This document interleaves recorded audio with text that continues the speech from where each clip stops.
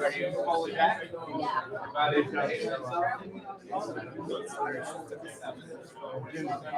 I have one.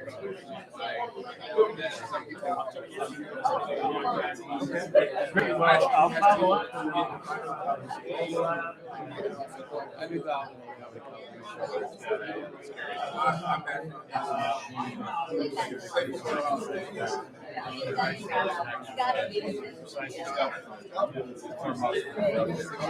We're happy to be back.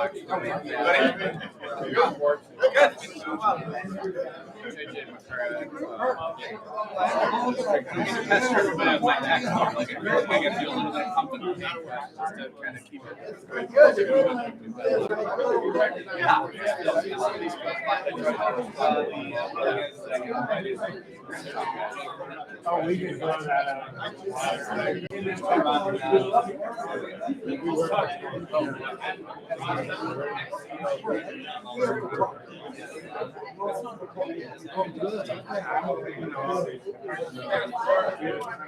On your leave, I'm hoping to participate for the West Sider, but it would be a nice injection. Yeah. So they went public. All right, sorry. I'm gonna find my wife and sit with her.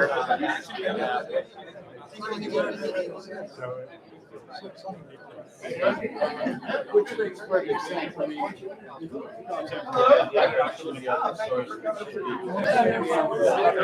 Yes.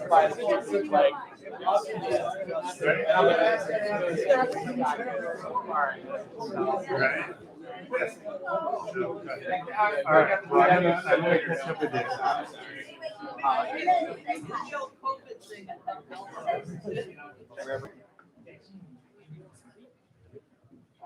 What a great room. And I'm not talking about the architecture either. I'm talking about all y'all. Give yourselves a hand. This is a post-COVID record for Pointe. Good evening. I'm David Bloom, Executive Director, and I am thrilled with our program this month. I want to very quickly give you a snapshot of the Michigan Angel Summit that several of us were at on Monday. We had a talk from Professor Soul. He's the Center for Venture Research at University of New Hampshire. This is who you get when Professor Brophy retires. What he validated was some of the observations that we made last spring about the VCs leaving the playing field and leaving a lot of deal flow for angels. He called it the capital gap, which is a bubble of unmet capital need in the innovation ecosystem that all eyes are on the angels to fulfill. He also talked about the industry's yield rate. In yield, we're not talking about exits, because of course we're too young a group to have one, but rather how many of the groups that have presented got investment. And said industry standard for 2022 is 26%. So far this year, Pointe Angels is at 42%. So give yourselves another hand for making that happen. I was really pleased to see the taxonomy and the breakdown of different deal categories and how closely Pointe Angels' portfolio matches what the industry is doing. Now, it's a small portfolio, so you're not dealing with a lot of granularity. That's one deal, that's one deal, that's two deals. But nevertheless, if you look at the industry and Pointe Angels, we're tracking. There's a lot more detail, which I can make available as soon as the event organizers publish the video. Technically, if you didn't go, you don't get the video, but I went, so you get the video.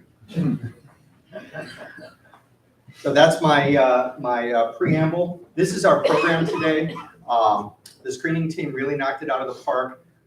Really good work on narrowing a huge funnel down to these picks. VERN and Allergy are going to be doing previews, showcase Electric Fish and KloutMachine. LiveRoad Analytics and SciTech are doing updates, and then I'll give you some notes at the end. We're going to be out of here in 90 minutes, I promise you. But only if VERN gets up here and runs the slides. Craig Tucker is with us from VERN. And I'm going to vamp for just a short minute while he unplugs and replugs. I will say that the diversity of deal flow that we have is because of our scouting.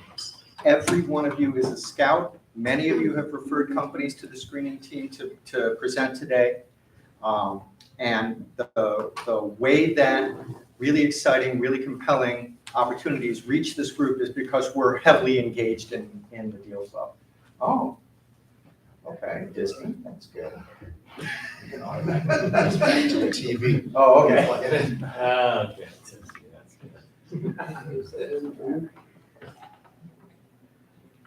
Craig is down from East Lansing. We won't hold that against him. Please don't. I appreciate that. Hello, everyone. Thank you very much for having me. Craig, your 5 minutes begins now. Thank you very much, David. I appreciate that. Thank you, everyone. Hello, my name is Craig Tucker. I'm the creator of VERN AI. We are a pre-revenue startup based in East Lansing, Michigan. Thank you very much for giving me the opportunity to come down and speak with you all. Humans are emotional creatures. Humans use computers. Unfortunately, computers don't understand emotions. So therefore, every time a human and computer meets is a use case for VERN. VERN AI is a patented real-time emotion detection system that's used in customer service and award-winning mental health applications.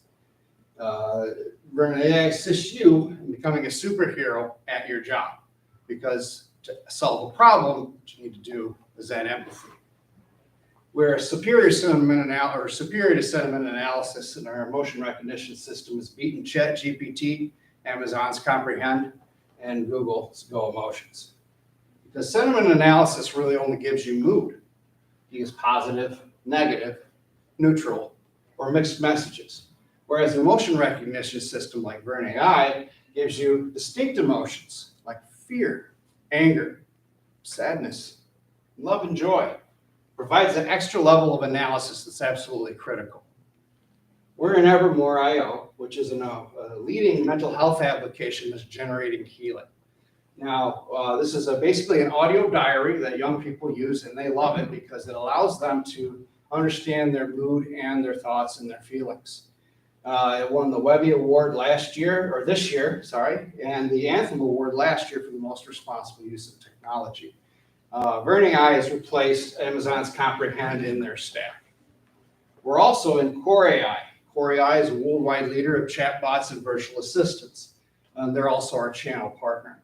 They have over 350 enterprise customers, including over 200 million conversations a year. So companies that are really interested are like Coca-Cola, Papa John's, and Columbia. Citigroup actually took a look at this and told Core AI that they want us in their XO platform. So we've engaged with Citi. We're doing a 3-month ramp starting in November, looking to get into the system in the early part of next year. With their attorneys already talking, and the tech teams are currently scoping out the opportunity as it were. All right, so obviously we've signed several contracts with Core AI so far, open to including the OEM, which will be the next step. So we're in the room with Core AI's clients because VERN allows them something that they've never had before: emotional intelligence for the chatbots and virtual assistants. So our model is, it's easy to deploy, works in real time, and is accurate up to about 80%. It also, we took great pains to make sure that it complies with regulations like HIPAA and GDPR. So you can see why companies actually like that. What you're seeing on screen is our iHeartBot. My apologies. That is a application that we made to help people that are suffering from heart attacks. This is emotionally intelligent and follows along and actually helps out as we go. So we've got $500,000 plus in our deal flow pipeline with Core AI clients such as Citigroup, Blue Cross Blue Shield, and eBay. We know General Motors has been experimenting with sentiment, and we know that we could do better. So that's why customers like Jets Pizza, Stellantis, and others are interested in finding out what VERN can do. So we're also in healthcare too. VERN AI is used in actual therapy sessions to analyze the therapies or the therapist's words, and also within mental health chatbots.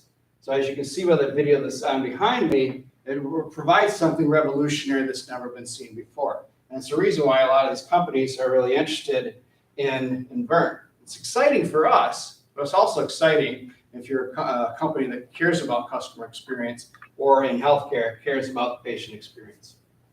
Our team is headed by world-renowned content analysis experts,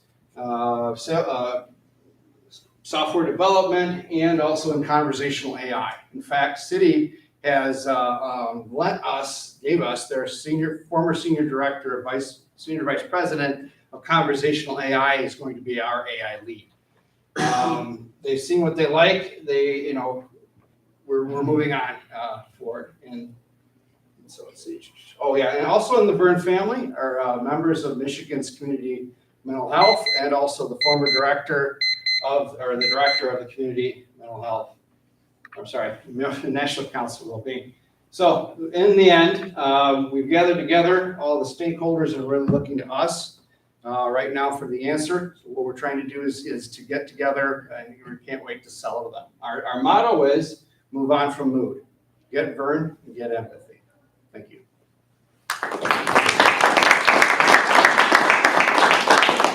Thank you, Craig. If you could reset that to the way you found it. The next presenter I was very eager to have come and meet you. He's a very compelling presence. Unfortunately, he's overseas right now. So Javier Evelyn instead created a video preview for us. We've done a couple of these video previews before. Whoops. That's cool.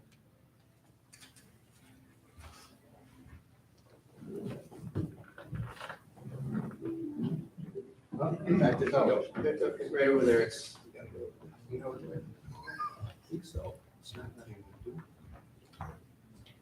There we go. There you go. Okay. There you go. You're all Okay. set. Yep. Thank you so much. Thank you.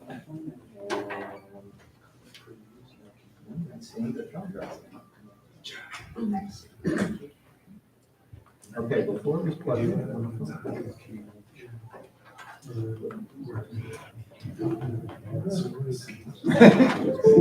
There we go.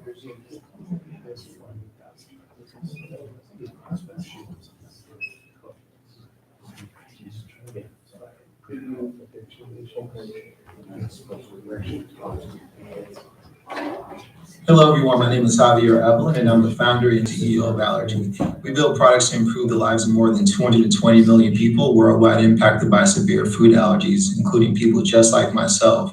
We all know somebody with a food allergy, whether it's a family member, a kid, somebody at school, teacher knows somebody, etc. But what we often don't see are the tragedies. Folks have been dying due to being unprepared, not knowing which ingredients in their foods, and not always keeping their life-saving medication, which is epinephrine at all times, as 2/3 of patients and caregivers do not carry at all times, including people like myself. Furthermore, there's no cure for a food allergy that impacts this great amount of 32 million Americans specifically. Impact-wise, about $4,200 per child per allergen is the cost that it impacts families on a yearly basis, and this cost continues to rise with the cost of rising foods. So between lack of cure and lack of adherence, we saw a couple ways to solve it. One, by creating a redesigned epinephrine auto-injector that fits onto the back of a phone case for greater portability. So when used during emergencies, your mom, dad, and spouse to know where you're at, what you're alert to, and how to save your life in real time. We just took a protocol that's been automated and essentially put it in software, right, to ensure that we take the panic out of families during emergency usage. Now, as there's no cure for a food allergy, we thought that there could be software that could be built to support the closest thing to that, which is basically something called microdosing of food allergies. There's other names for it, but to kind of summarize it on this call, you microdose what you have an allergy to hopefully reduce the threshold. So let's say 1 peanut causes an issue, we want to increase it up to 10 for lack of a bad math.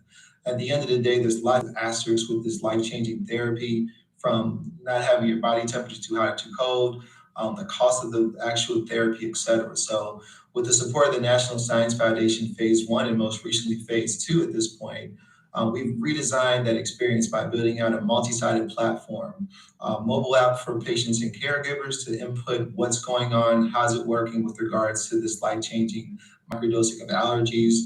And on the other side, a EHR connected organization, a software clinic that allows our allergists to know what's going on, how they can intervene, and any course corrections that would be needed to see this through. To date, I'm pleased to say that we have patents on all the above platforms, even including a patent pending machine learning algorithm for that software. Our patents exist all the way from the United States, Japan, China, and we have some coming up in the Australian market as well, strategically as well, ranging from device, modular medical device systems, how our device works, to the actual software itself. Our team's background range from digital health to working in the space itself, medical device that is. Our board has tons of medical device and pharma experience. Some have actually had acquired companies in this space, so we're navigated in that time. To date, we've raised about $3.3 million. Just under half of that has been non-dilutive capital, specifically from the National Science Foundation and a host of pitch competitions to make sure that we move the needle forward. As a part of this current seed extension round, which is valued at $7 million, an uptick from our previous value cap of $5.5 million. This round was led by Invest Detroit Ventures, Michigan Rise, joined by Chloe Capital out of New York, among other angel investors. We have a goal of closing the remaining $675,000 going into the month of November. And one other bonus is a part of our National Science Foundation grant win. We also have qualified for grant matching up to $250,000 to $500,000. So $100,000 investment now is times two. Doesn't go to that investor's cap table, but it does help to add more fuel to the mission that we're looking to solve here at Allergy. We look forward to saving a couple lives with you. My information is here below, and we look forward to having continued the conversation over the next couple of weeks to close this out. Thank you so much for the opportunity.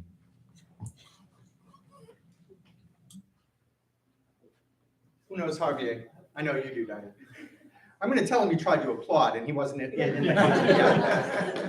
That National Science Foundation grant is such a huge validator. The yield on those is less than 10%. So, you've got a bunch of scientists and commercialization experts vetting all of the grants and spending your tax dollars on that. Second, you've got the Michigan Emerging Technology Fund, which matches the money that come from Washington, and then the Phase 2B match, which is what you just described, where your angel dollars are also amplified. So really nice validator. I wish he were here to accept your applause. I'll tell him though. All right, next up is a homeschool. I'm going to let you do the plugging while I do the talking. Henry Kamal comes to us as a referral from GM Ventures. It's really nice to have a friend at GM Ventures.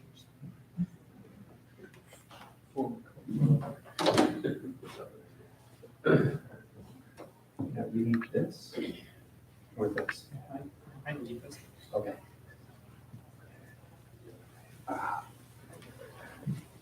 And we go back to the television.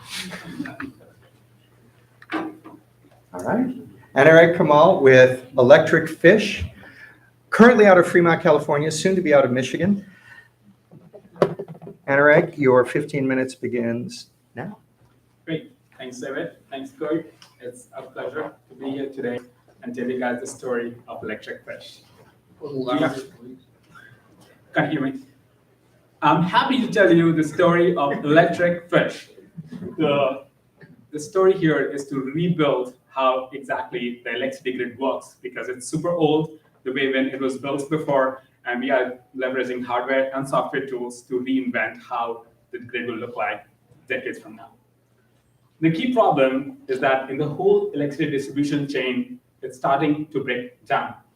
For auto OEMs, for a big auto OEM who we are working with, they are not able to get their dealers maintain a fleet of electric vehicles because they can't get EV charging infrastructure either.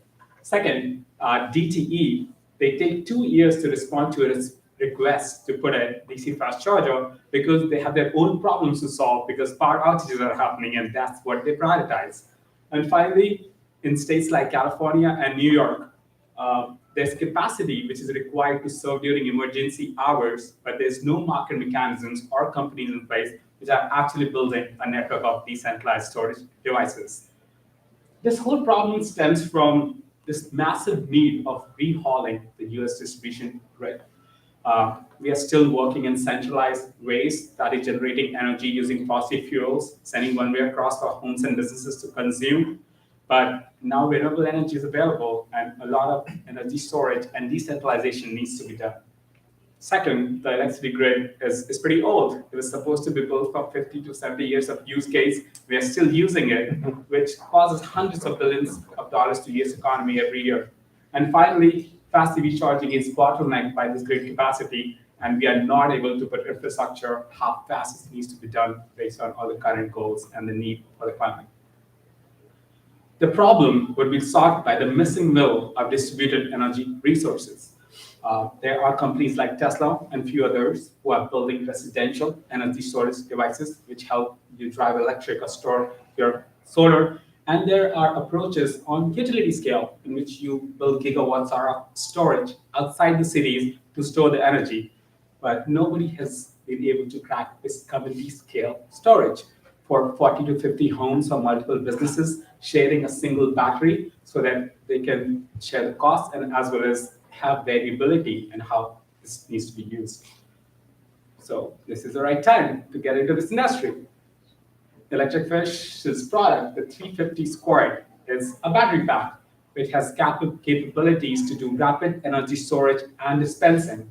This big battery can dispense 350 kilowatts of DC power while working on a 40 kilowatt bidirectionally connection with the grid. That means it can participate in energy markets, provide backup power to businesses or communities while dispensing local high power.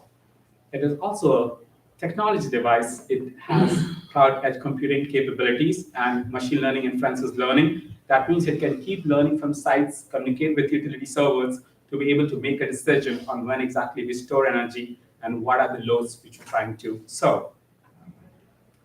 And the key quality of this product that it is rapidly deployable. Our patent is on containerizing everything into a box, including a transformer. That means that we are able to virtually be deployed anywhere, any piece of the electricity grid, distribution grid, the 120, 240, 408.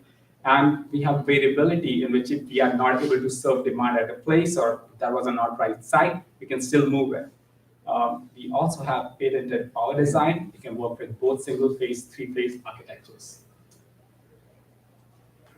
So the foundation of the electricity grid, which I talked about, will be built from assets like this.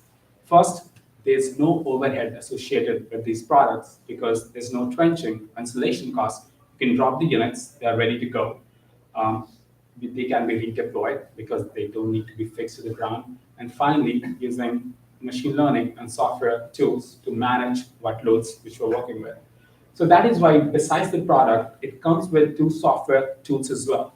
Stargazer, or a real-time optimization engine, is packaged into the hardware.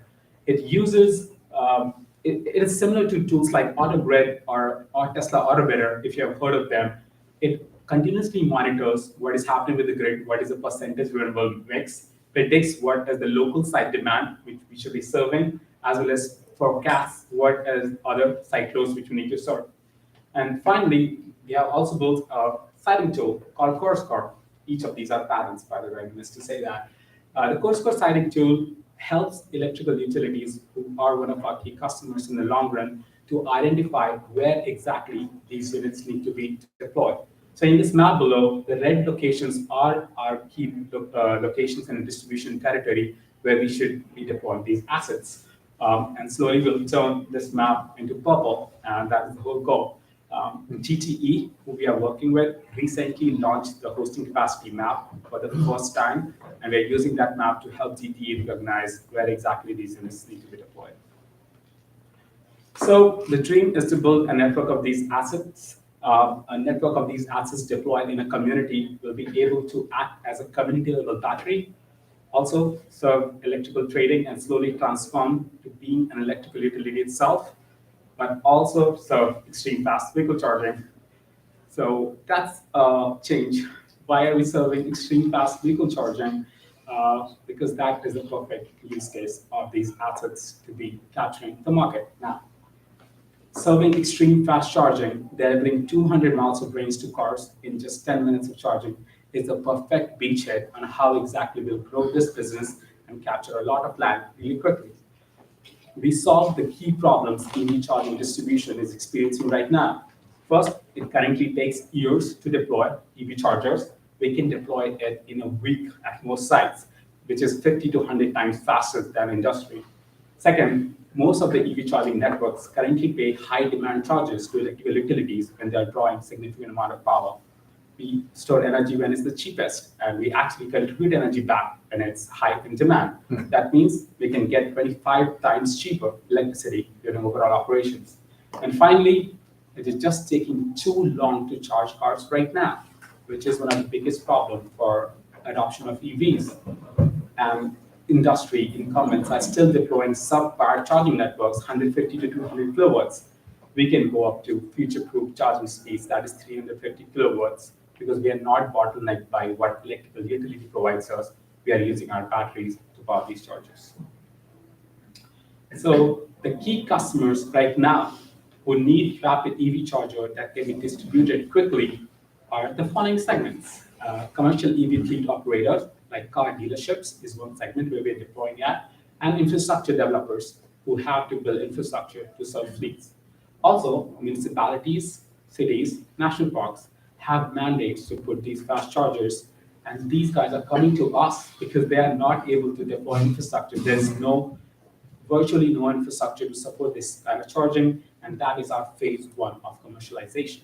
At phase two, where we really become a Fortune 500 company, is to deploy at gas stations and quick service stations who want this product because they're losing sales, they're losing footfalls of people coming at this station if they do not have EV charging infrastructure.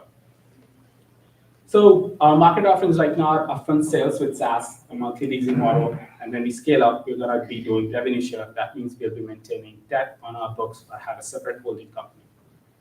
So we can beat all competitors in this space right now based on these features, including Tesla, which is one of our key acquisition targets. So rapid deployability is what we have been excelling on, obviously. But redeployability is incredibly important because for an infrastructure company, if you make even one mistake, it's a very expensive mistake. But we are very flexible because these units can be moved, which is our superpower. Second, it's the lowest cost of operation, and resiliency value and future-proof charging speeds are something which we do better than everybody else, specifically because of the size of the battery which we have. So when I start talking about EV charging, we just start thinking about EV charging. So the key value proposition of our network, that is a distributed energy resource, is kind of like a positive point for them to actually buy our product. There's a peace of mind for your business because you have backup power available now. You have EV charging operational even if the power is out. We monetize energy markets. That is another business than just serving EV charging. And finally, with network effects, more units means more bottom line revenue for everybody as a part of that network because we can exchange energy between the units. We have done deployments in multiple US states and proved out our deployment speed and low cost of operation. We are live in Los Angeles and Detroit for multiple months.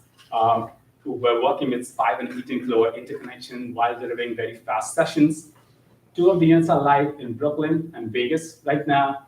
And you can see how the form factor has been changing or evolving. But now we have moved from this container form factor to a new form factor, which is a much smaller one, and it's deployed in the Detroit Auto Show. If you want to go have a look, it's 2 more days. We went live to Kia earlier this month, and we also launched the course code citing tool for the state of Michigan, California, and New York yesterday. So if you want to spin on that tool on how exactly that tool works, we're going to give you an access to it, and TTA is actively planning to use it. Also, we are launching our product at the convenience store show at Atlanta. It's going to be a teaser because we are not selling to them yet. And October 30 is the deadline for you to come in, but I'll talk more about that. So we have early signs of success in this key beachhead segment, which we're serving to. Dolrite is a fleet operator There's an oil and gas major, which we have a partnership for 10 units. And National Park and Kia, the automotive major, we are already deployed with, and we are trying to scale it up also in some national parks in Michigan. We also are selling 6 units right now to a community housing project and a fleet of electric trucks. And we have secured $10 million in asset financing to offer monthly leasing model. And we plan to drop a little bit of it if you rate rates from you and start scaling up for the 5 to 10 units Q1. We were also awarded $1.7 million in grant from California Energy Commission, helping us build the manufacturing facility in Northern California. So the business numbers. The goal is to deploy 3,000 units in the next 5 years with both monthly leasing and upfront sales model. And we will hit $270 million in revenue. That's the goal, giving 30% in pure profits. But as we move to a monthly leasing model, that is when our bottom line keeps growing. Happy to take questions on that. But like, who will execute this? Is the team led by me. I went to Michigan Tech for my master's, wrote my thesis on how batteries age for automotive applications when you charge them fast or if you don't cool them. And then I worked for BMW and then Oak Ridge National Lab, mostly working with battery systems. Vince and Nelio met my 2 initial co-founders who I met at a hackathon in San Francisco. Vince was working for MasterCard, making sales in regulatory space, and Nelio was working for NASA. He's doing our system architecture right now. Ashley is our head of experience, raw talent. We got her out of school. And another co-founder is a lead scientist who's building the optimization engine. We just onboarded 2 more folks, Charles and Ted, as our CFO and VP of policy, who bring around 8 to 10 years of experience working with Google and STEM and relevant fields. So we have already been invested by a group of angels and some micro VC firms and Black & Veatch, which is one of the EPC contractors, does installations and permitting for Tesla and others. They have already invested, and we have got $2.1 million in grants. We are seeking $1 million on the $18 million pre-money valuation. We have been offering this valuation for the last 7 months. We are at the tail end for this. We are going to keep it open until Pointe Angels comes in. This money is to be used for getting 2 key UL certifications so that we can sell to utilities, get our manufacturing facility going, and secure 100 purchase orders, which will take us to $10 million in contracted sales and $1 million in software ARR. We will also hit $1.8 million in revenue in the next 6 months from this capital, and then we'll open a Series A, which we plan to start raising just early next year. So how does the exit look like? Believe it or not, it could be the case that we make an exit in 2024, which I don't want to do, but Tesla has been acquiring companies, especially the auto bidder, which is a bidding platform. Won't be super lucrative. So the best exit will be 25 to 26 period, which is acquisition.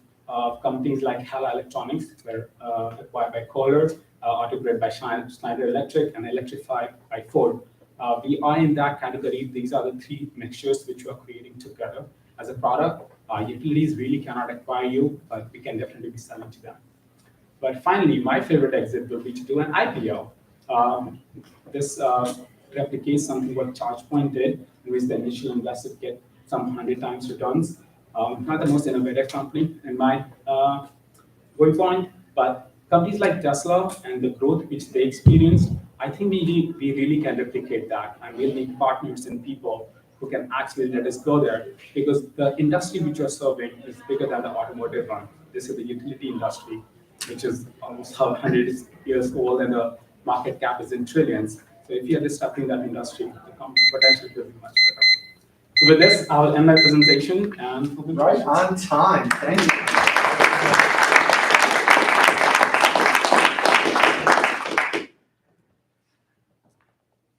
Questions for Anurag and Electric Fish? Ed?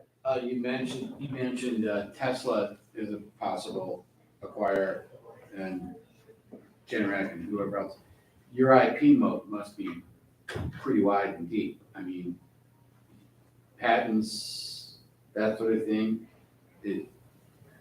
So we have got 3 patents so far. One on the physical hardware, one on the real-time optimization engine, and one on the sighting tool. It's just a mixture of everything, and building optimization tools which are specifically tailored to this hardware is what creates the moat. We are working on a few more patents on the power architecture right now, But I think it's right now we do have these three parents in our portfolio. Tesla itself is not interested in community storage yet. I've been talking to the folks there, and while they are moving to being an electrical utility, they just filed to be an electrical utility in Texas. Their focus remains to be residential right now. So we have a few years to make that spread. Eric, come a little closer to the screen. Greg? No, you went through your pricing slide really quickly. If you could go back or just discuss. You mentioned, I think, a monthly lease or an upfront sales. I'm assuming that's an either or. Yeah. And do you have any preference, or what are your current potential customers saying about that? So for us, the upfront sales is the best right now because we don't have to maintain that debt into our books. We make a 40% margin over sales. But some customers do want to get the monthly leasing model. That's why we have the debt facility. The upfront sales is definitely better right now, but the margins are going to be pretty stagnant, 30% with a software subscription. But with the monthly leasing model, the margins are higher and with the highest in the revenue share model. So based on how much capital we can raise, the different models will be lucrative to us at different points. Currently, the 6 units which are being sold to these fleets, they are over the upfront sales model. You're on that. And with the ones that you showed, I know you showed, I think, a number of units that were going in with like 2 days to 10 days on one of the next slides. I think. Or is that how long they were actually in? Were those just trial units, or is that how long it took to install a unit? That's not how it took to install. Okay, but all those are now active and currently in use? So last two are active, Brooklyn and Vegas. And Detroit, we have made a sale. So the new generation will be coming here somewhere around in January. The Los Angeles was kind of like a testing facility. So it's a commercial testing facility. Okay, thank you. Can you just give us a ballpark of what it costs you to produce a unit? Our current estimations are roughly around 140 to 145,000 both one. We are buying mostly from Michigan, like all Buy America. That means 30% of the cost of hardware is also offset through IRA and other grants. Go ahead, Craig. So two questions. One, you compared yourself favorably to Tesla, and I'd be interested to know why and what that differential would be. And then two, you mentioned the ability of your device to communicate with the grid and help, say, a utility optimize its grid performance. And I'd be interested to understand the expected economics of that. So if I buy one of your units, what is the benefit of aiding the grid? Yeah, it's so starting with, maybe I can answer in opposite order. Okay. Working with electrical utilities, I was talking with Edison CEO yesterday, Southern California Edison. There's no market mechanisms in place right now for them to actually quantify this. Mm-hmm. And while we did a pilot in Detroit, which was live, we tried to quantify the value as well on the distribution grid.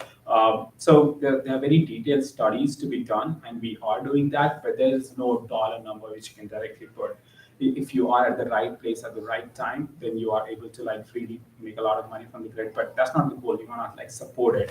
It will be difficult to quantify directly value of one asset, but when you're talking about a network of assets, that is when it starts to make sense. And that is why our approach is to, like when we're selling to utilities, it's not like 1 unit, it's like 10 units deployed on a single feeder level. That's the pilot which we're scoping with PG&E as well. And comparing ourselves favorably to Tesla, Tesla is still one of the most innovative companies, but their focus is slightly different. They've always gone towards exclusivity, and trying to like make big depots. Tesla superchargers are a network of like every stall has like 4 to 10 chargers. They're making depots. They're not doing individual chargers. They're not focused on convenience stores. And if they try to come in this industry, they try to like buy out the stores and make their own network because they want to like maintain its ownership and like the redo everything. We are looking for partners. This is a community level storage. We are not trying to pay for land. We're trying to get as much land that we can do by just like making partners and scale this network. So I think that's why Tesla is not going to jump in this space right now, but let's see. Thank you. Have you talked to Ford Pro and Stellantis is creating a Stellantis Pro? They're starting to move in that. Have you worked with Ted Canis or any of these guys? Maybe God can answer this question better. But yeah, we are in touch with most of these divisions. with Stellantis, Volvo, Kia, we have a partnership with as well. That is slightly different. This is level 2 home backup energy. That's not like where we operate. We are parallel to that. This is community level. So while I'm trying to figure out how exactly this works, and I actually got an audience with GM CTO at the GM Ventures event before, and I just asked this question on what exactly auto OEMs feel about to build community level storage, right? And his answer was that the auto OEMs are going to be a little bit away because we don't have a fleet of used batteries yet, which can be nicely repurposed to build community storages, and home energy and backup energy is something what they are focused on. So yeah, auto OEMs will be good partners a little bit down the line. And I think Hyundai and Kia specifically is trying to figure out with us on what exactly they can do with extreme fast charging. Kia and Hyundai are one of the companies which are doing 800 volt architecture, which can charge that quickly, 350 kilowatts. Not other automakers are doing that yet. Like maybe the Hummer EV can do that.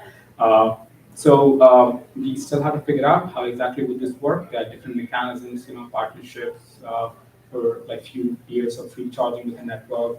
So yeah, they will be partners, but right now I haven't gotten a convincing answer from any executives on how exactly it can work with us. Well, let's talk for sure after. Ted Canis, who runs Ford Pro, is on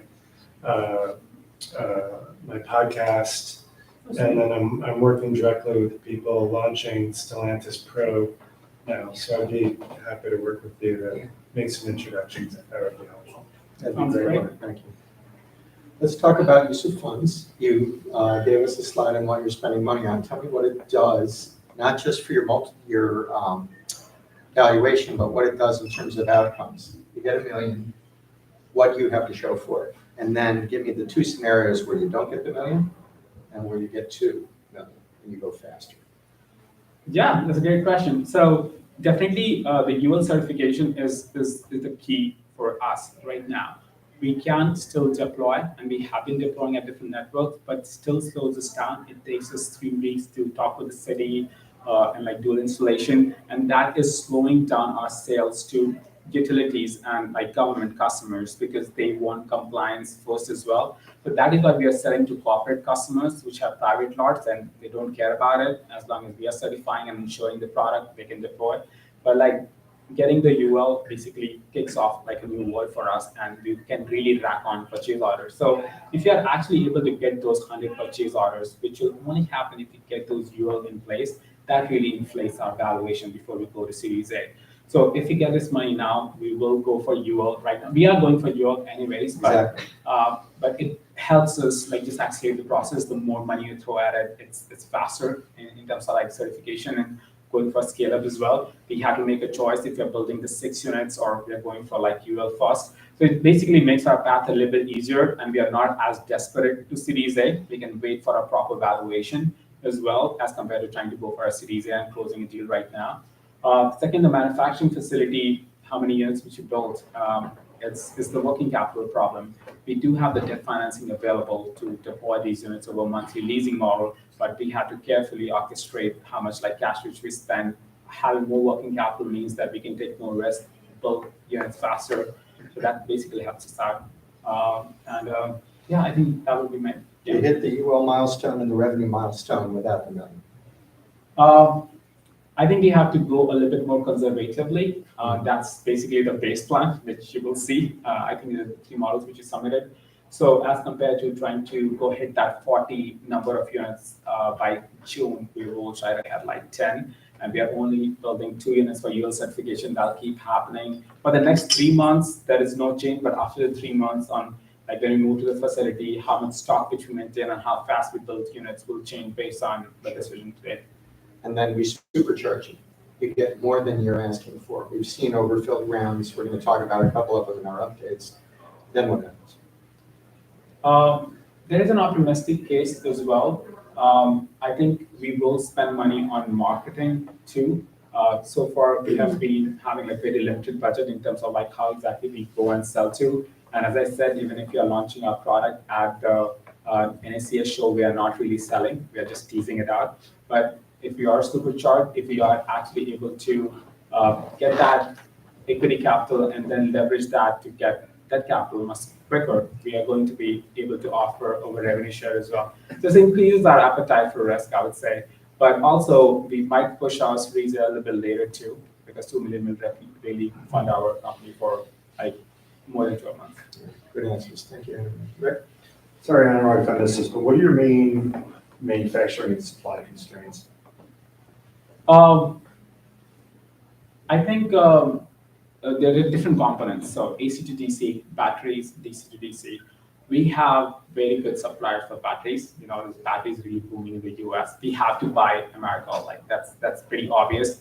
Also, not just for getting other IRA incentives, but also for minimizing the impact of the carbon impact of the company. We don't want to be like shipping from all the way across the globe, and also we are getting pretty good cost competition right now. So batteries and DC to DC are pretty figured out. They're like Midwest based.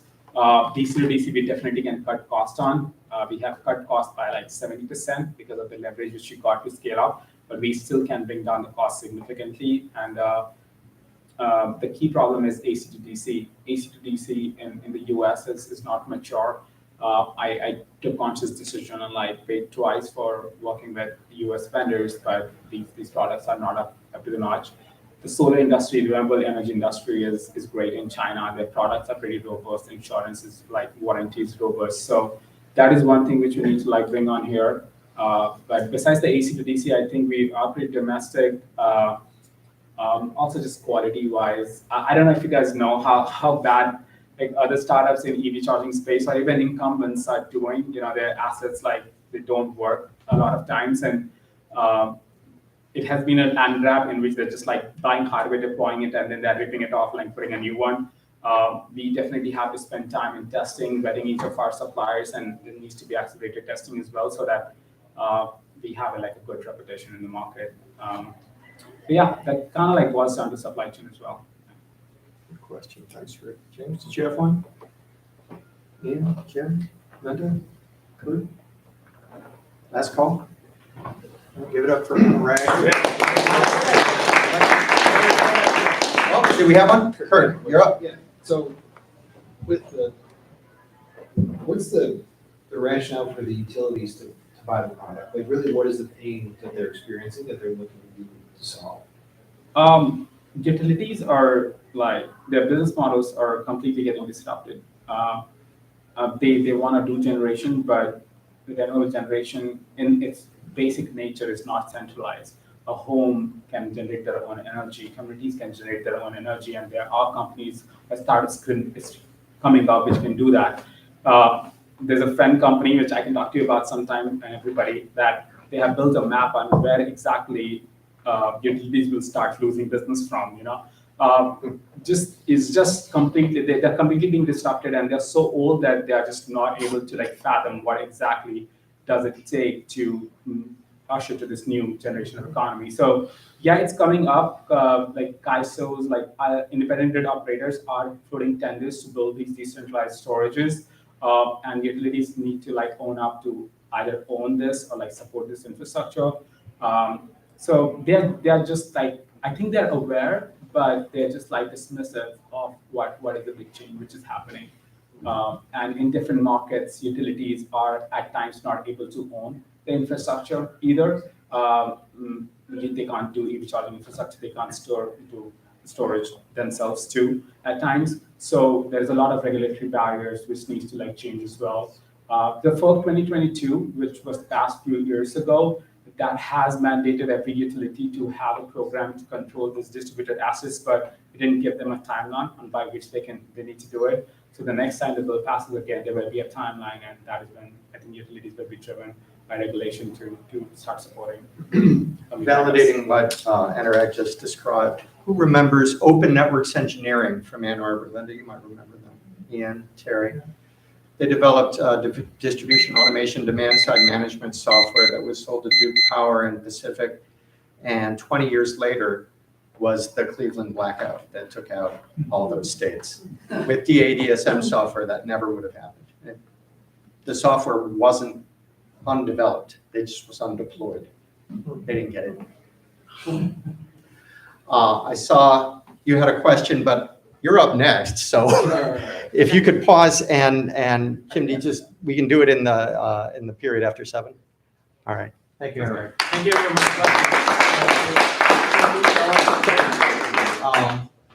Stick around and do the secret handshake that gets all the.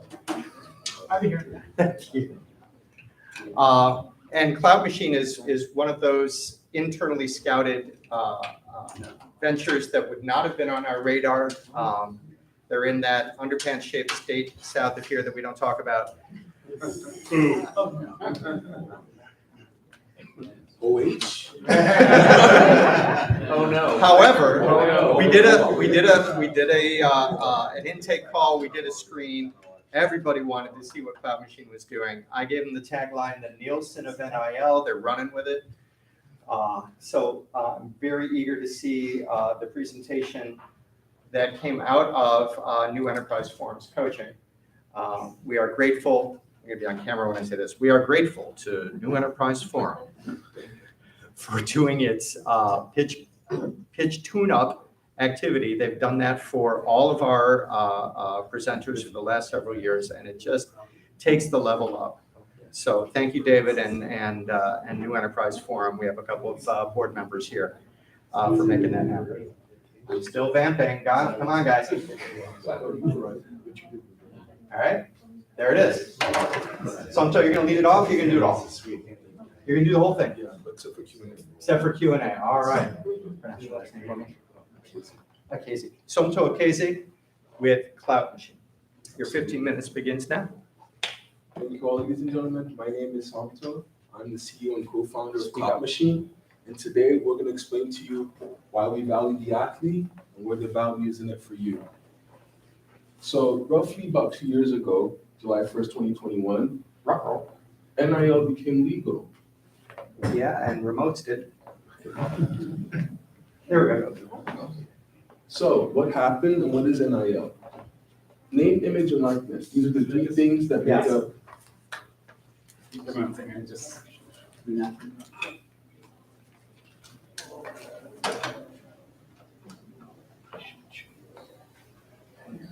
These are the 3 things that make up the right of publicity for your name. So why are you valuable? When NIL became legal, college athletes all across the nation can now engage in Twitter posts, Instagram posts, coming to a grand opening, autograph signing. It was all legal. No longer a head coach is going to be kicked out because your star players wanted to, sell some pants. So now this leads us to the biggest question they have. We were the on July 1st paying players, so we saw in depth what was occurring. Nobody understands the value of the athlete. The brand doesn't. What's this athlete worth to me? What's this one worth to me? What do I get if I work with them? And neither does the athlete. The athlete themselves, they're not quite sure. In fact, today there was a headline that came out. The athletic director of Ohio State stated, if you want a blue chip recruit to visit your campus, the recruit will charge you $5,000. If you had asked the AD this 3 years ago, he'd have laughed at your face. What do you mean? They'll take the trip for free, right? So value is very quickly changing within this space. And even athletic directors can't keep up with it. And that's where we come in. We've created the KloutMachine score.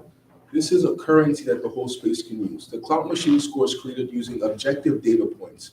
We understand metrics such as the stadium you're playing in, the size of an average, how much an average ticket costs, what does an average drink cost. We even know how many times the announcer says your name within the game.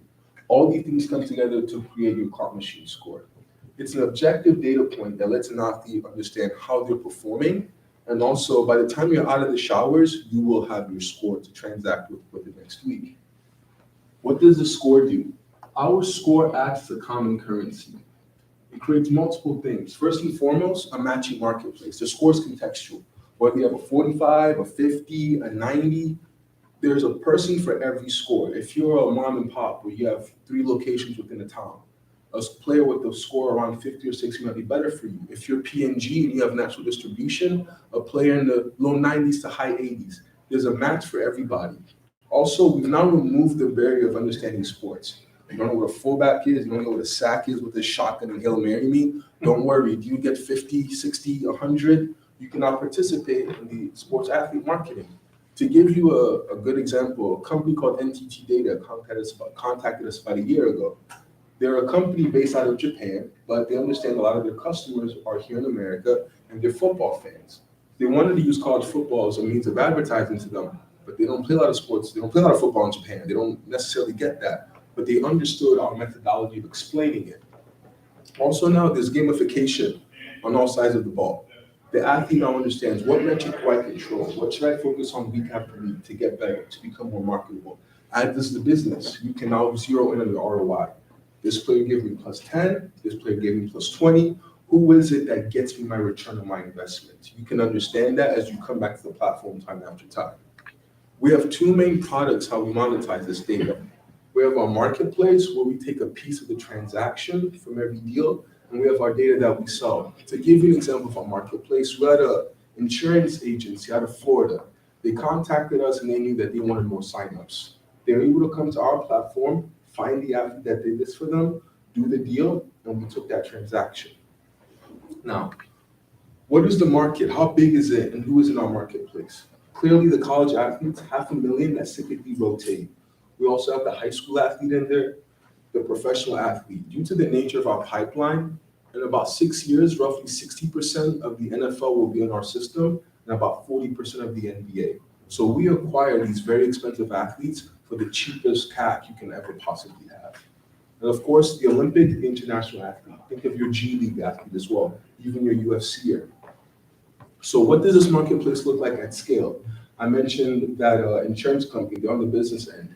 Here's what it looks like, a breakdown of the athletes. At roughly 120,000 users, doing $600 deal, 2 deals per month, we take our transaction, that's $1 billion transacted. Where we currently sit, there's more than 38,000 in the system, 4,000 have signed up, and at 120, this number becomes a reality. So that's how far we've made it already.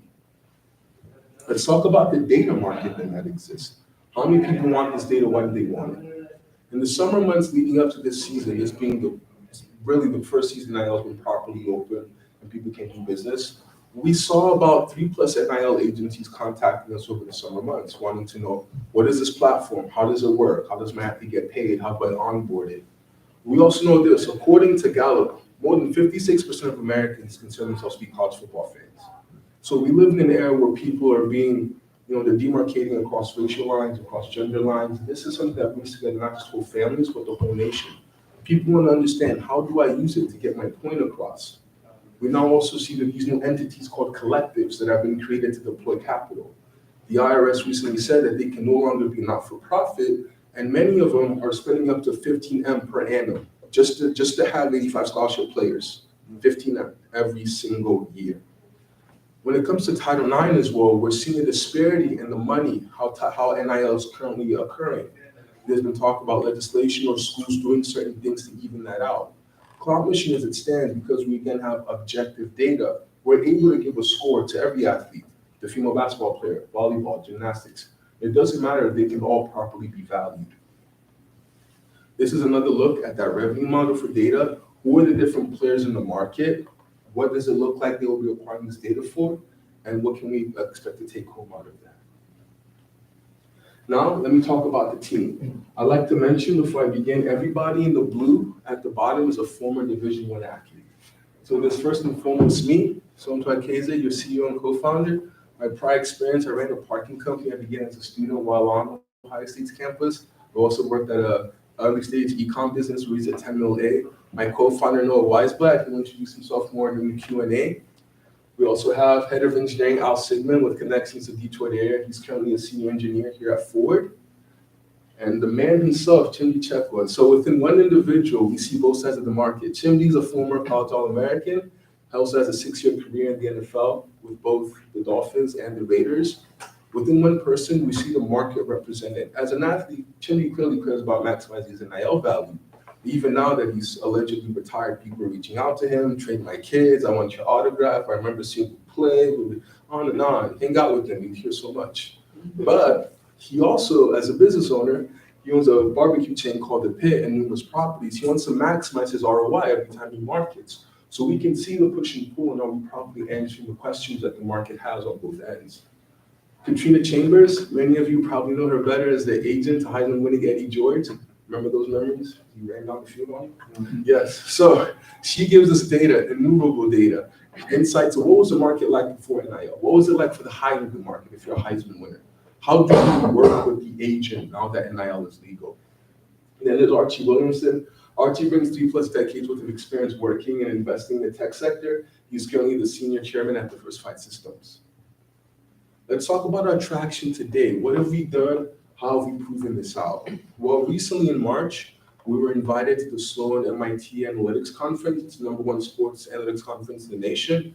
There we took runner-up out of 12 companies. We've done more than 50K in deal flow. We've paid more than 500 athletes using the KloutMachine model. At that conference, we were approached by CAA, the world's largest agency, specifically their head of data. He was very impressed about the data we could get without making use of Nielsen, and specifically, because CAA now has to get in the NIL game, how we were able to determine what athlete fit better into what agency depending on their business model. We also met Rock Nation, if you're familiar with them as an agency there. We see brands are coming back. We've experienced this with the brand. They came 1 month, spent 10K, came back the next month, did 15K. It worked so much for them, they said give us more. All these athletes you're seeing here at the bottom, including the top 5 draft picks, they've all worked with us specifically, and they've all gotten a check from KloutMachine. Now, our ask, we're raising 3M on 11M post money. Let's talk about what are we gonna do with that, what's our use of funds? There are 4 main things that we're concentrating on with these use of funds. First and foremost, the states of Florida and Texas. Florida represents more than 40% of the NFL. You're not gonna break 500 if your roster doesn't have multiple people in the state of Florida. I mean, Chingy himself went to high school in the state of Florida, right? If you know football, you know this. You need Florida to win. We want to own the entire high school system. Second, the words NIL. Me and my co-founder had the foresight to acquire many unique URLs that had NIL in their name. So anybody who Googles this, you're a parent, you're a student, you're an AD, we're essentially gonna drop your breadcrumb leading to us. If KloutMachine isn't the most used NIL solution, we'll know who is and why, and we can tweak the visual, what you're seeing, the content in front of you to lead you to us.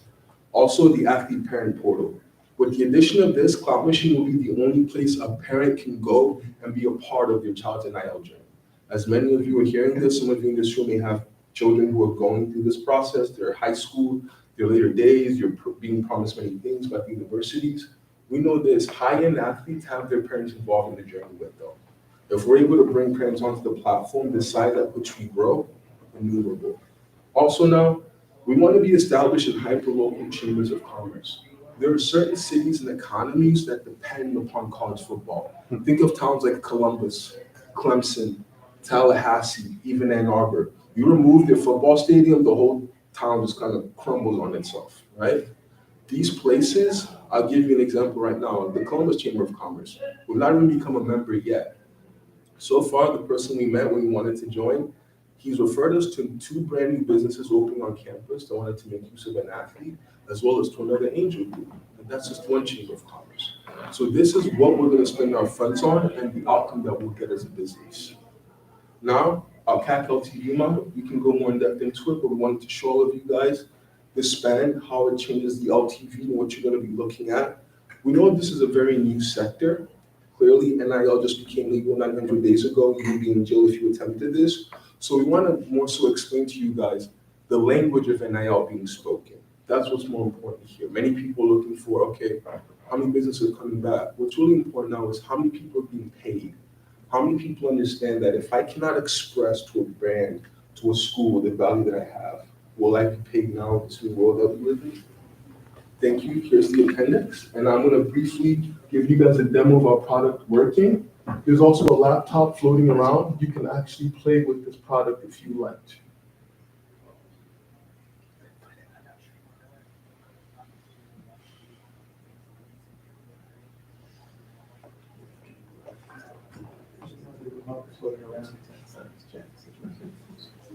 Where's the other? It's right underneath the laptop.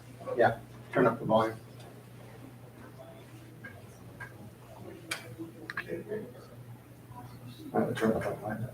Forms their KloutMachine score turns into a dollar value. With that dollar value, businesses can go sign them up for deals. The other cool piece is no matter what business you are, position, you don't have to be signed up to be in the system. Although once you do, you get this claim logo right here. On this main page of business, you can search athletes they already know by name, by school, by position, click into their profile, and then see what makes them special. So is it the performance, the market they play in, how many people are watching on TV or their socials? All that forms their KloutMachine score. Score turns into a dollar value. With that dollar value, businesses can go sign them up for deals. The other cool piece of this is no matter what business you are, we have a deal ready for you. So if you're a business, all you have to do is start a campaign, start a new campaign. You already have one open. You want to say whatever outcome you're looking for, whatever state you want to work in, the dates that you want to do, submit that, and we'll match you with an athlete who fits those specifications, and then you can go ahead and sign that athlete up for a sponsorship deal.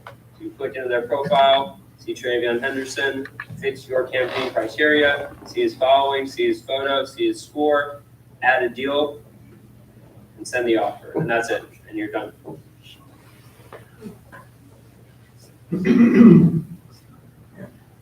Thank you so much. We are KloutMachine. Please, let's have your questions.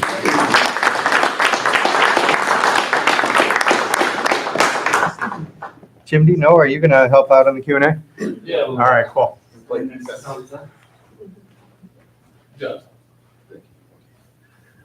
going to kick it off.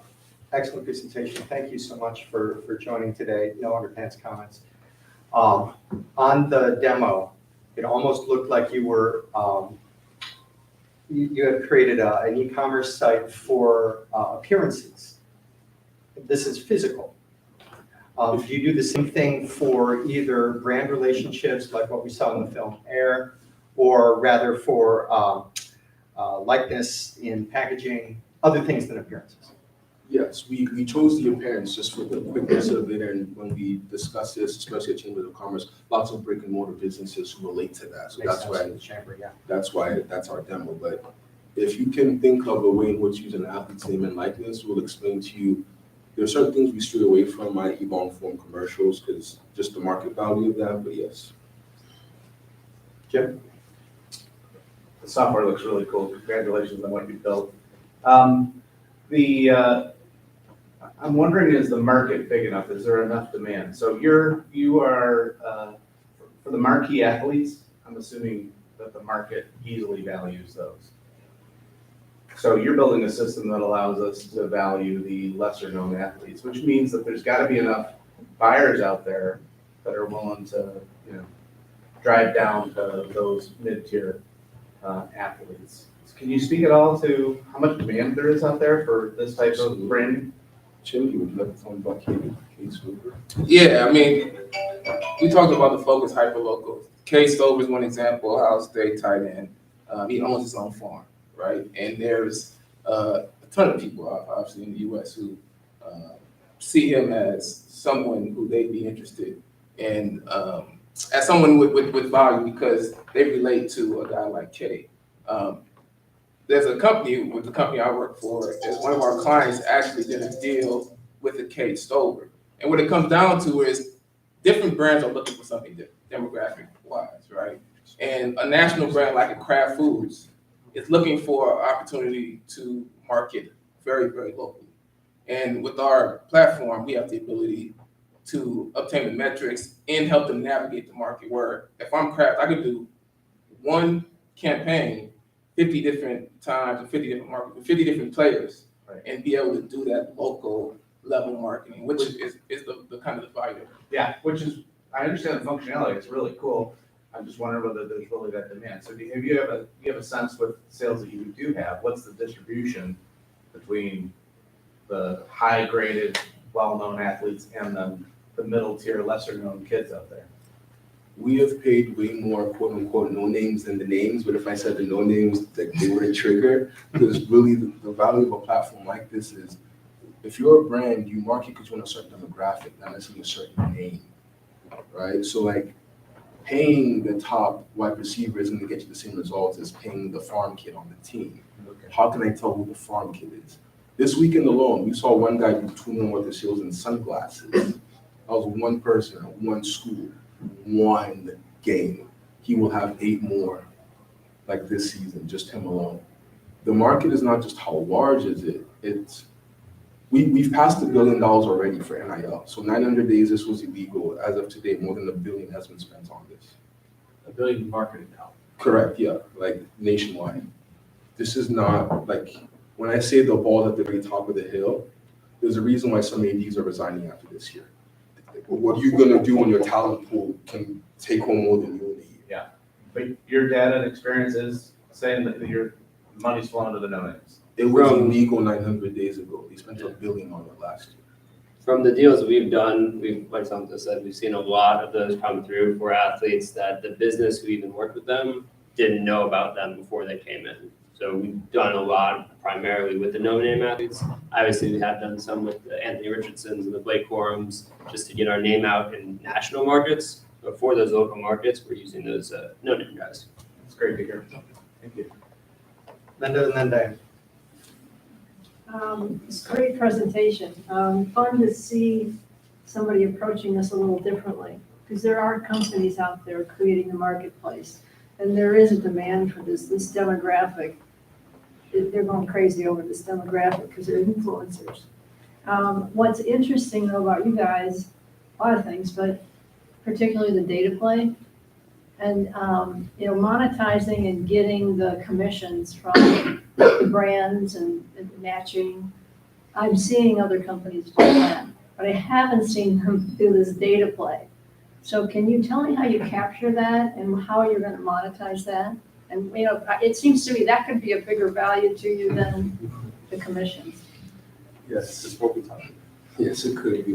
David brought this up as well. I didn't know what you were going to ask. So with the data, it's interesting you mentioned there's another entity that wishes to invest in us, and they said quite the same thing. In fact, he was as granular as, if you could tell me how many hot dogs were sold when this quarterback was playing, I know who was above and who they actually care about watching.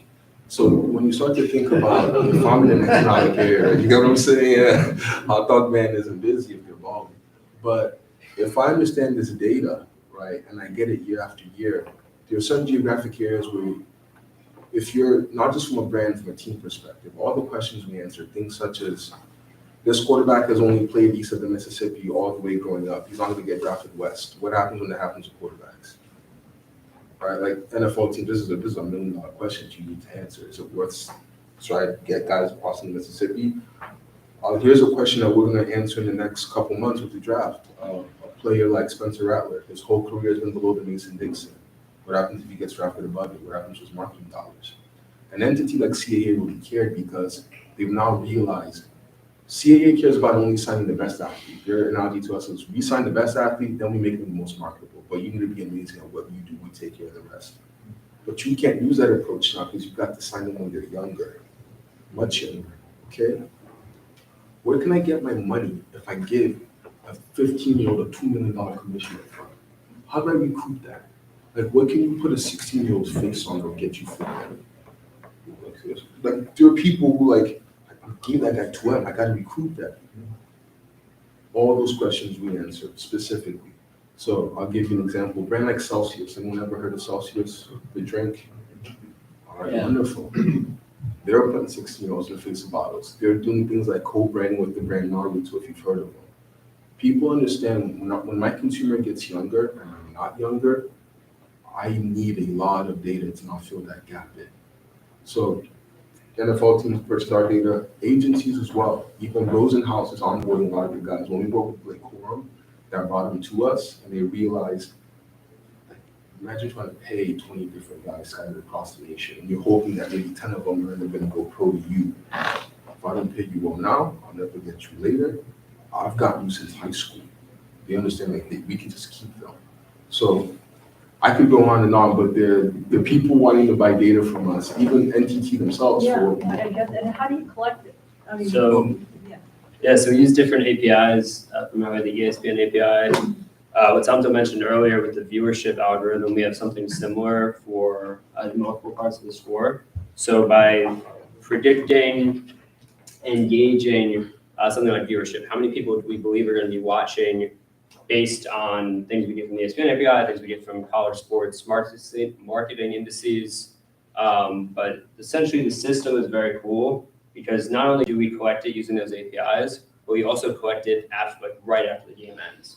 So you'll see in the system, if you go pull it up now, as soon as the game ends on Saturday, before athletes get in the showers, before they take off their pads even, thousands of athletes are getting scores just as soon as they get off the field. And that all happens in one place in our system collected through the APIs, put through our algorithm, and then pushed out to the world in the form of the score. Diane and then Ed. No, go ahead. Ed and How you're actually collecting the data. So the endpoints that we pull from, we mentioned the ESPN API, the Yahoo one, but we Yeah. also scrape the internet for like raw data that we transform on our own. So things like the economic health of the city, and I talk about the price of a ticket Yeah. for that stadium, that's coming from a different source than ESPN. Things such as literally how much is the food cost inside. Then as big as there's certain stadiums we can get what was their parking capacity, that matters. And then when we go more in depth for certain unique players, we'll even do sentiments. We can't do it quite as well as this guy does, so we'll talk later. But sentiment analysis matters. So a brand will say, okay, this person has these kind of fans. All right, but when they're on this timeline, what are they thinking about? Like, why are they leaving comments for this person? Why does he have 20,000 people following him? Then we can give them some of that. And that's Your ability to collect the data is like your secret sauce, for lack of a better term. I think more so what we do to it in-house. Okay. Yeah, more so, I'm trying to say. Jimmy? I understand how the value is scoring the athlete, right? For a one-off play, right? So is the market more for the end user to do a campaign with the athlete? Or is the market more about what's the true value of the athlete long-term, someone do it, like a long-term brand deal? Maybe I'm naive about that, but I get the one-off. Yeah. I'm a guy, car dealership, I'm whatever I am, I do a week campaign. But what about the long-term rights of the athlete? What about the long-term deal? So if I put my money in a guy and he's nobody and he blows up, am I getting screwed down the road, or do I have long-term value in that athlete? So I'm trying to understand the kind of the short-term, long-term. The marketplace is simple, I get that. Yeah. But what's the long-term process? I'm glad you asked. So long-term, there currently doesn't exist a place for people to do a transaction like that. Let's say Dr. J did want to sell his name, image, and likeness. Let's say he looks at how much time I got left on earth, how much money I have, what's my name worth. There's no marketplace for that. But the next version of Dr. J will be on here already. So you're getting into now, how do you just turn a bill without selling it at the end of the year? Are you going to be sitting on the rights to certain people? Have you already acquired that? We're going to do that. Are there any long-term assets that when you do a campaign that you keep or own? Or is it all a short-term campaign? So, in order to amass a player right now, we don't make them sign their rights over to us. So if that answers your question, we are not like acquiring, not right now, we're not doing it. We will be later on, but not now. I wish I would have known you guys 15 years ago. I've been trying to solve this riddle forever. And so, having done a lot of deals with pro athletes, how do you integrate the company's funnel metrics? You have a score, and it sounds a lot of it's around awareness, right? If you're catching awareness, but you got to figure out, is that engaging with the demographic that company needs? Then you really got to figure out, is there actual conversion to revenue for the company? And so you have your data around the awareness level, but how are you plugging in the company's engagement conversion data so they can really figure out if the athlete's of value to them? Right now, we just had companies telling us. So the one brand we mentioned that came back the next month and did a 15K upspend, they explained to us what happened. But we haven't had anyone like directly plug in or so to speak, like hook up so we ran this code, here's what that code discount gave us. Some things like sunglasses, maybe they sell them right away, but a lot of companies sell a product that takes months and months or years for conversion, so you're trying to measure the lift. And then one more add-on question. So are you stepping in as the attorney when someone's signing that athlete for a week or a month? Who's the legal entity with setting the contract? It's us. You guys. And so you're guaranteeing exclusivity. Let's say I own Michigan State's, I'm the official mortgage provider of Michigan State. Where's the governance to make sure your athlete doesn't sell their image to ABC Mortgage Hub? Well, did you do the deal with the school or with the athlete? Well, if that athlete has a green jersey on when he does his deal with Mortgage Hub, guess who I'm coming for? No, you're right, but if he has a suit and tie on. Correct, but who does the governance there to make sure that the athlete doesn't cross over? Is that part of your legal due diligence? Yeah, the way it works is we have lawyers who kind of set up the contract for the platform. If an athlete doesn't do what they're supposed to do for the deal, they don't get paid. So essentially, company pays athlete completes, company verifies, athlete gets paid. So by being able to verify that the deal was completed, we're able to avoid something like that. It's brilliant. I love it. Love to talk to you guys. I have a million questions. I live this. Kurt, and then Jimmy again. So, to Lou's point, there's a lot of competition, and it's, it's not, the winner doesn't always have the most elegant solution. But you guys mentioned it, that athletic departments are set, there's a lot of value at stake, and these universities, the players, and some of them I'd imagine are making a play to actually kind of capture some of this value themselves. So what's the competition landscape look like for you guys? I was at Michigan Stadium earlier this season, and there was a QR code up on the big screen that said, connect with us about NIL. Yes, and and so you can donate to the collective. Yes, well, give me a lay of the land on the competition, not just startups, but also athletic departments getting involved to kind of monetize their own players. Absolutely. So the best version we've seen of what you talked about was actually Notre Dame went one step better, and they got NBC to run their collective commercials when they played the first game of the season in Ireland. So you have that, like schools telling their fan bases, scan this QR code, give us a donation, and some of that money will make its way to the player, right? That currently exists. We met with our school's version of that. This is a better little competitive access. So to give you, here's what we're really competing on. The established value of the marketplace, and you doing one-off versus marketplace deals.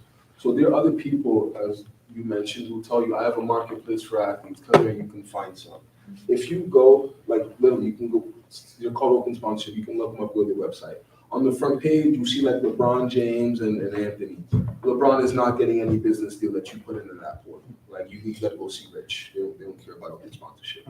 The athlete is actually connected to the KloutMachine portal. That makes a big difference. Two, like even like the Barstool marketplace, the athlete determines their value. So you want to haggle with a 17-year-old who thinks he's worth $20K per appeal, like you want to go do that back and forth, they'll do that for you. Go help yourself over there. You got to keep it moving. Please keep more of those burning questions for post 7 p.m. These guys are going to be in the room. Give it up for KloutMachine.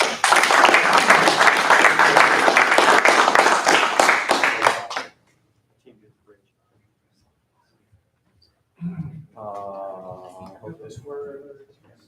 Yes. We get updates from our previous presenters and portfolio companies. With us today is coming off of a brilliant presentation, just a brilliant presentation at Invest 360 is Harriet Chen with LiveRoad Analytics. Don't do that again. Harriet, I've got your slide here. Boom. Harriet, your 5 minutes begins now. Thank you. Hi, everyone. 1 out of 4 large truck accidents occur during bad weather. And if there's a fatality, the cost per accident is over $7 million. Because of this, fleet operators often decide to shut down the fleet during bad weather. However, an unexpected shutdown costs a company over $700 per day per truck. For US fleets, this is over $8 billion a year. So, for fleet operators, when it comes to bad weather, they face a costly dilemma. Either they shut down their fleet, or they keep their fleet up and put their drivers at risk. Welcome to LiveRoad Analytics. We keep drivers on the road and safe. We help fleet operators overcome this costly dilemma by giving them visibility into the actual conditions of the roads. With LiveRoad, they can see which roads have iced over, which roads are just wet, and which roads are about to become risky. So with LiveRoad Analytics, fleet operators avoid unnecessary, costly shutdowns while keeping the drivers safe. So how do we do it? We've developed a technology that calculates the road conditions so that fleet operators and drivers can make more informed decisions. We do this by taking multiple sources and fusing it with our road weather model. We have a patent-pending technology that determines the conditions of the roads, including road segments and road features, such as bridge locations and overpasses, and predicts the impact on a particular vehicle. So for example, can those particular vehicles handle these road conditions? So why now? Weather is impacting fleets more and more and has become a hot topic in the industry. The pressure is mounting on fleets because the importance of accurate delivery times keeps on increasing. Delivering late used to be understandable, but today being late means you risk losing a large customer. So the industry is actively searching for improved weather solutions. For LiveRoad, our initial market is large commercial fleets. They understand the problem and recognize the problem, so they spend a lot of money on safety and improved operations. And we've also figured out a sales process that works, which is we get in the door with a paid pilot, and then we expand from within once they see the results. And on this front, the last time I spoke with Pointe Angels, we were getting ready to launch a pilot with the Keenan Advantage Group, or CAG. CAG is North America's largest private tanker truck transporter and logistics provider. They have over 10,000 vehicles, 350 facilities, and $1.7 billion in revenue. And now I'm excited to announce that they were so happy with the results. We are rolling out a commercial agreement for the first 100 trucks out of their 10,000 vehicles. In the meantime, we've also secured a second paid pilot with a Canadian cooperative who generates over $9 billion in annual revenue. They found us because they heard about our pilot with CAG. And they told us that CAG is the benchmark in the industry, and if they're doing a pilot with LiveRoad, then we want to also. So we're very happy about that. In the meantime, we move forward with our go-to-market strategy, which is simple. We do direct sales to large fleets, we scale through channel partners, and in the background, automotive OEMs are talking to us because our technology aligns with their digital transformation roadmaps, giving them access to the $13 billion US weather industry. In the meantime, we also have channel partners in progress, including the National Oceanic and Atmospheric Administration, telematics service providers, and an insurance co-op. Amazon is also helping us become an internal vendor for their business units that operate fleets. And we are now also speaking with 3 different automotive OEMs. They're interested in our technology because they collect raw data from hundreds of millions of connected vehicles. And they see LiveRoad as a way for them to convert that raw data into valuable information they can sell, as well as improve safety systems on the back end for adaptive cruise control, ABS braking, and proactive ADAS, or advanced driver assistance systems. And then finally, we have a global tier 1 who wants to invest at least $500,000, and we are welcoming this group to participate in the syndicate. Thank you very much.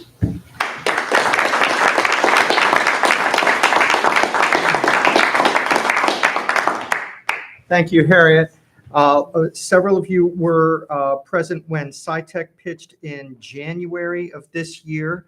SciTech joined our portfolio in February of this year because of the strength of that presentation. Here to tell us what's happened since.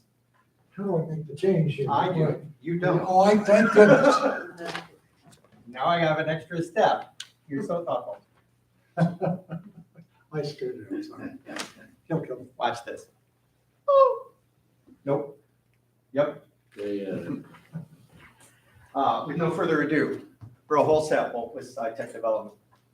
Good evening. It's great to be here amongst friends who have already invested in our company and who made a major contribution to help us get through a $2.5 million convertible note round where we were oversubscribed. So thank you very much. I remind you, SciTech is a clinical stage, meaning we're going into clinical trials, biopharmaceutical oncology company, taking a drug that's been shown to be effective some of the time in thousands of patients, safe in thousands of patients, but never able to achieve a consistent result. We were at the Karmanos Cancer Institute. The NCI asked us to solve that bioavailability problem by delivering a new delivery system in combination with the drug. So we have a brand new molecule, require new IP, new drug, and we're bringing it into clinical trials rapidly. Ergo, those places right there. We solved the problem by creating an intravenous, unique nanoparticle drug delivery system where the drug is housed between layers of fat that protect it from water, allowing the drug to get to the cancer cells and result in cancer cell death, okay? Why are we unique as an oncology drug as it relates to an investment group like yours? One, quick to market because of all that prior data from Johnson & Johnson, who invented it in the first place, the National Cancer Institute. Our clinical trial is 18 months, quick by standards. 2, we expect to have clinical approval from the FDA in under 2 years. 3, we benefit from that huge amount of data in terms of defining risk reduction because it's already been shown to be so effective when you overcome the bioavailability problem. We have a low-cost program because, hey, J&J and Johnson & Johnson spent all the big money. And we have amazing clinical support. Ergo, we went to an event in New Orleans in March where the top docs in the space we're going after, cutaneous T-cell lymphoma, were represented. We were sitting, several of us were sitting at Kinko's waiting for a package, and the #1 guru in that space walked in to pick up a package. We sat there with her for an hour and a half. She was from MD Anderson. She said, "Earl, I want in. We're in." Secondly, if you'll have me, I'd like to be one of your medical advisors, okay? We picked up 2 other advisors at that event, 22 leads of sites that wanted to participate. Here are the ones that we're going forward with at the moment, and you can see there's some of the very best in the country. If this isn't validation of opportunity, low risk, and enthusiasm that there's a market for this, I don't know what it would take to get beyond that. So here we are, we're back raising a second convertible note round. Why? Because we're going to go so fast through the clinical trial, we didn't want to be certain that we could raise the Series A overnight, okay? So we're raising another $3 million convertible note round to make sure that we never have to slow down the trial, because that would certainly not be good. It is a the terms are 17.5% discount to the Series A, or a maximum valuation of $35 million, which is slightly different than the last round to which you were presented. Because you folks have pari passu rights, because investments were made from this group, we're looking for you to help round it out. We've got about 2.3 million spoken for. Just before I came in, the group that's put the most money in, around 750,000, said they had just raised 350 at least. So count on that. So join us, please. This is a great, great clinical opportunity to save lives, make a difference. And maybe you don't recall, but this drug has potential in almost all cancers, blood disorders, and solid tumors. You know why? Because it has 6 or 7 different mechanisms of action that cause the cell death, not just one. So join us, please. Thank you, Earl.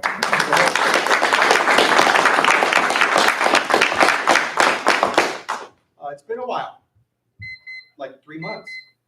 Here's what our portfolio has been up to in that time. Oh, first, upcoming events, mark your calendars, and I can send out these links in a follow-up. Michigan Tech Week is the second week in October at the Big House.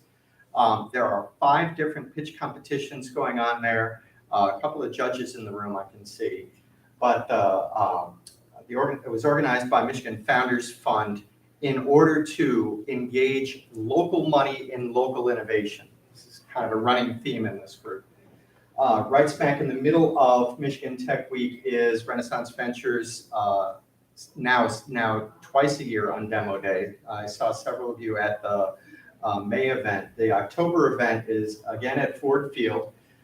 It was a really long URL, so just go to PointeAngels/undemo and you can register for that there. Now to the updates. There we go. Curio Genomics. Curio's still busy accelerating the genetic modification of crops in order to make them more resilient. They hired a new CEO, and that new CEO, after like a day on the job, also went and pitched. He pitched at Invest 360, where Harriet pitched, in a different category, and took home the Life Science Award. That's Tony with Margarita Hernandez. Functional Fluidics, another portfolio company, diagnostic lab that is doing diagnostics for red blood cell health, primarily sickle cell, was getting some tailwind after Pfizer acquired their big customer. They're actually worried that this acquisition would mean that would cut off the 1.3 million revenue contract. Instead, they doubled down on it. That's an exceptionally good sign that maybe Pfizer is still purchasing in this space. Hercules, several of us were hosted over the summer at Sinbad's. You see here, that is the electric boat, and that's the powertrain that powers it. And since our Sinbad's party, they went all the way across Lake St. Clair and back on one charge. I don't know if that's, yeah, Ed is saying that's impressive.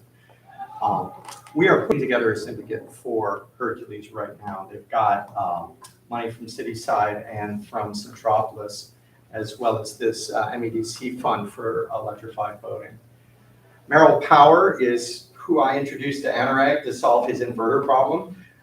Merrill Power signed Stellantis on an innovation contract and then went back to their contract manufacturer in order to do a three-phase version of that. And the three-phase is going to bring on now Motive, West Hill, and Foxy Power. They're advancing through their IP very quickly. They got feedback on their US and PCT patents. We're over time. There we go. Rapella, which presented last year, completed the validation test that the founders at Kim and Sujane Gallagher told us that they were running. It's a 1-year test, so it takes a year. Here's a year later, and they've now signed a contract manufacturer to produce pilot scales of their hydrogel or aerogel? Yeah, hydrogel coating. Renders boats invisible to microorganisms that would clamp on and foul. And then, there we go. Theo's plant-based. There's Theo with his new production coordinator, Linda Baggio. They moved production to Illinois in order to make more product better, faster, cheaper. And they hit all 3 of those on the first batch, which never happens. They're rolling out in Sprouts markets. They're increasing their footprint in Whole Foods. And I bought it because I like snack foods. It's really good. And it has that kind of jerky mouthfeel that you only get from meat, only it's beef. I love this. Last June, you heard a teaser about Carp Tank. Carp Tank was an exercise that we did at the Raw School of Business in Professor Brophy's class. We gave all the students $1 million to invest, and we gave them a portfolio to spread their bets around. And they were doing it for a grade. We're going to gamify investing tonight, and we're going to do it for the Spirit of Point Angels Award, because everybody gets an A here, unlike Brophy's class. We are super grateful to our portfolio company, Catalyst XL. Cardware implemented Carp Tank on the Cardware platform, and it took how many days? About 5. 5 days. Part-time. Mark's already gone around and given everybody the QR code. If you somehow got missed, Linda, you came in a little bit late, point your phone at that thing. Let's play Carp Tank. Every one of you gets $1 million. This is the alpha release of the software now. So this is, fresh out of the lab. There's a couple features and bugs that we gotta tweak on it. But I'm very eager to see how it works with this cohort of professional investors. Here are the companies that presented. Here are the updates I just gave. You can spend as little or, well, not as much, but up to $1 million on these companies. And let's just take a couple of minutes. I'm going to fire up and do it myself. And then next month, we'll see who wins the Spirit of Point Angels Award, and you win that award by accurately predicting what this room bet on. So if you can bet like this room, you win the Spirit of Point Angels. You got to do it. Yes, with the room. I hope this doesn't crash the server, Mark. Yeah, it will not. Okay. That would be a bad alpha. Typical. We can support Chevrolet, we got this from. All right. I know where I'm going.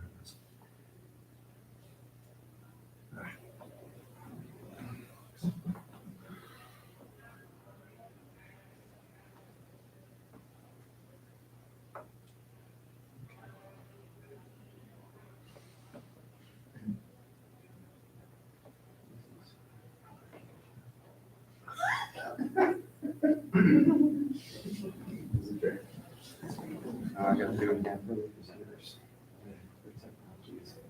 I'm going big on some of these. Well, you can't spend it all on one. That's a Brophy rule. You gotta spread it around.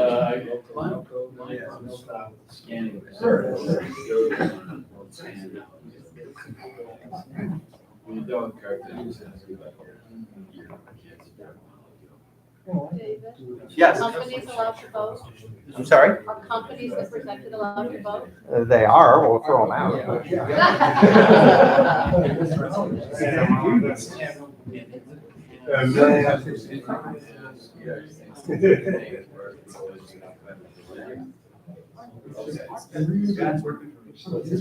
Working okay?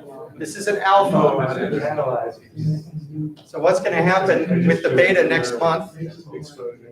It'll show you a running tally of how much you've spent until you get down to zero. Remember the class when we ran carpet? Oh. Well, you were the rubric that year. So the VCs provided the standard and the students tried to bet like this. So we gave out two, the company that raised the most and the company that bet the most.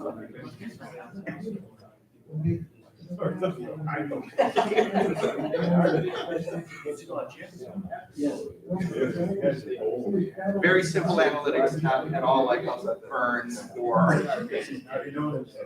Cloud Store, or we have a lot of analytics.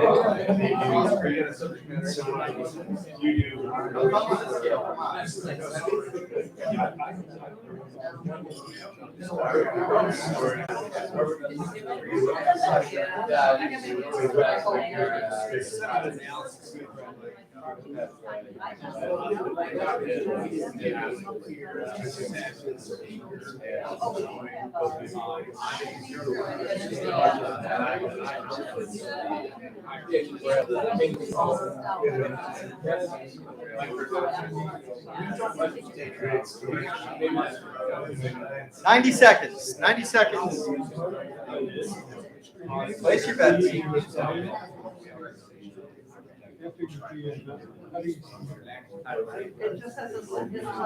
Yes, but then you don't see. I don't know where I'm at. I know I'm not at a million yet. Yeah, we'll have a running tally. Where do you see what you're? In the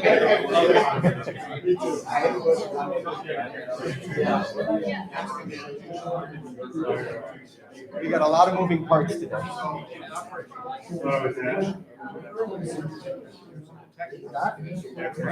Yeah.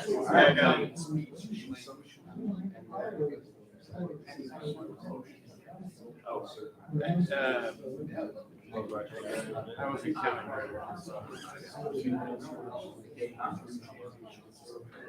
Yeah, I know.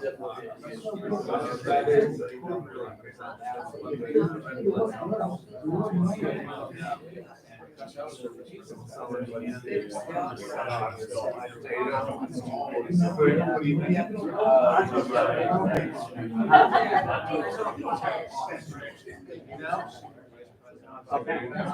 You're under press.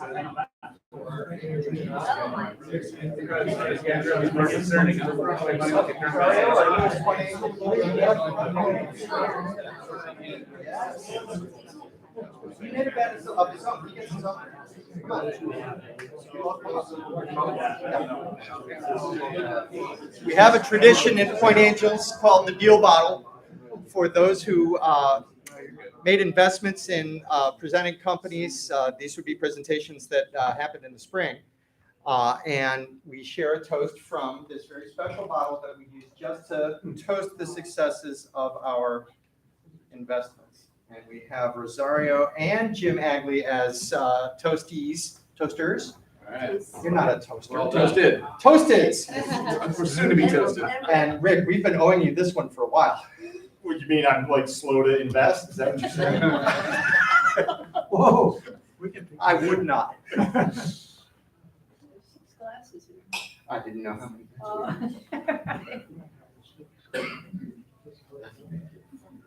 If you would like to taste Lynn's, really good. Yeah, need help carrying? No, I'm just gonna bring them over.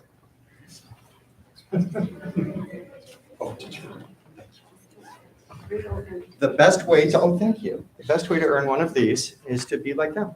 That's right. And write a check. We invested in Ecovia, Ecovia? which is a biopolymer renewable absorbent material. They're targeting diapers, which are currently an environmental problem because they don't naturally degrade in landfills. And so they're solving that by cultivating a bug that excretes a protein that. A bacteria, not an insect. Yeah. So, and strangely, it's got many different applications, also cosmetics, food, and other absorbent I applications. accidentally saw this product being manufactured at the Michigan State University Bioeconomy Institute. I was taking another client on a tour, and I said, "What's in the big reactor?" And they say, "We can't say." I go, "It says Ecovia on the big reactor."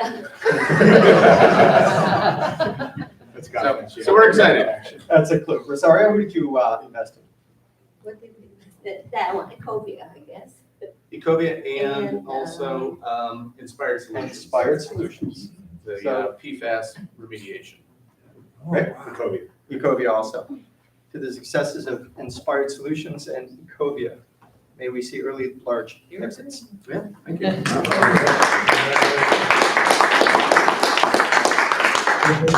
Please stick around, enjoy the hospitality of the country club. Thanks to, not here, Luke Donahue, who's our catering sponsor today. And thanks also to the Agleys, who are members at the country club and have comped us all in.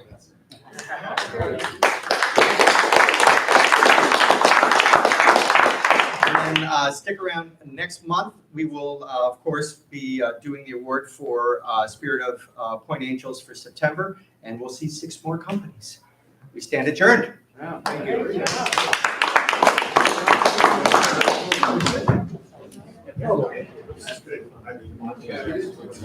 So with